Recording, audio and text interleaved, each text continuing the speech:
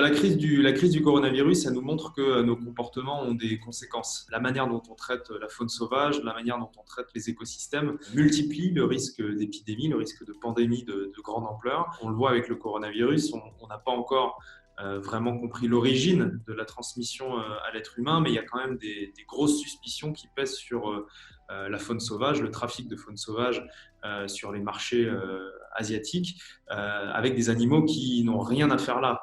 Alors on a parlé du pangolin, on parle d'autres espèces exotiques qui n'ont rien à faire sur des marchés de consommation humaine qu'on aurait dû laisser dans leurs écosystèmes, laisser dans leur milieu, et qui, en étant mélangés à des animaux domestiques dans des zones à forte densité, eh ben, transmettent les virus qu'ils ont à notre espèce et causent la catastrophe qu'on connaît aujourd'hui.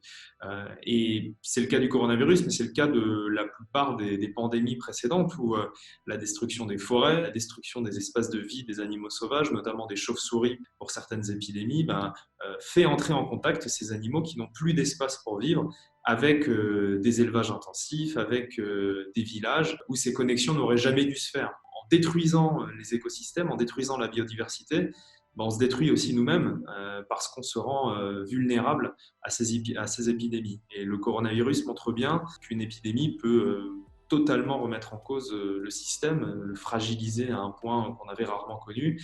Et on dit souvent que c'est impossible de changer, que c'est très difficile de prendre une autre direction, mais on voit bien que pour des raisons sanitaires, on est capable pendant 2 mois de tout arrêter et de mettre le système à l'arrêt. Donc il révèle à la fois nos failles, nos fragilités et ce qu'on est capable de faire aussi. Ce qu'on est capable de faire quand on est face à une situation d'urgence. Et il faut qu'on comprenne que la crise climatique dans laquelle on est, la crise de la biodiversité dans laquelle on est, sont des situations d'urgence encore plus graves et plus urgentes que celle du coronavirus.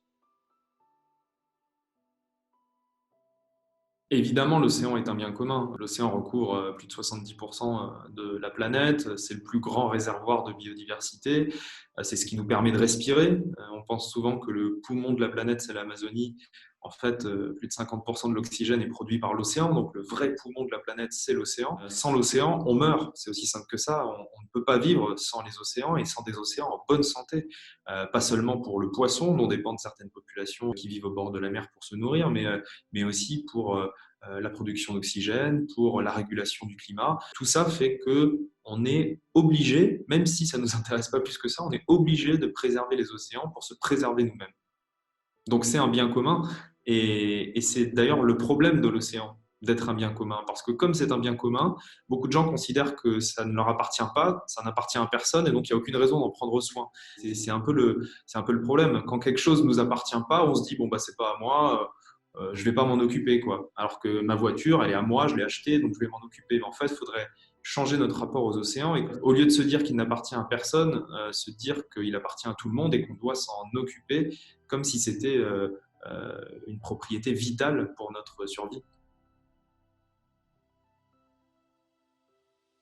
J'attends des décideurs qui décident de mettre en application des mesures qui fonctionnent. On sait comment sauver les océans. On sait qu'il faut créer des zones préservées où la pêche est interdite, où l'exploitation industrielle est interdite.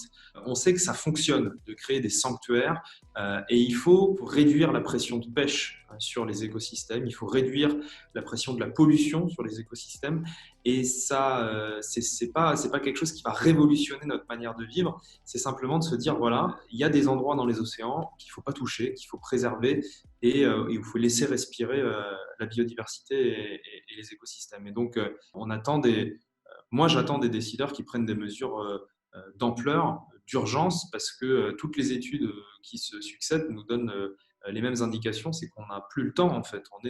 On est dans une situation d'urgence où si on ne fait rien, les écosystèmes marins vont s'effondrer dans les années qui viennent, dans les décennies qui viennent, et ça aura des conséquences dramatiques pour tout le monde. Donc, pour moi, c'est de la non-assistance à personne en danger de ne rien faire aujourd'hui quand on est au pouvoir pour protéger les océans.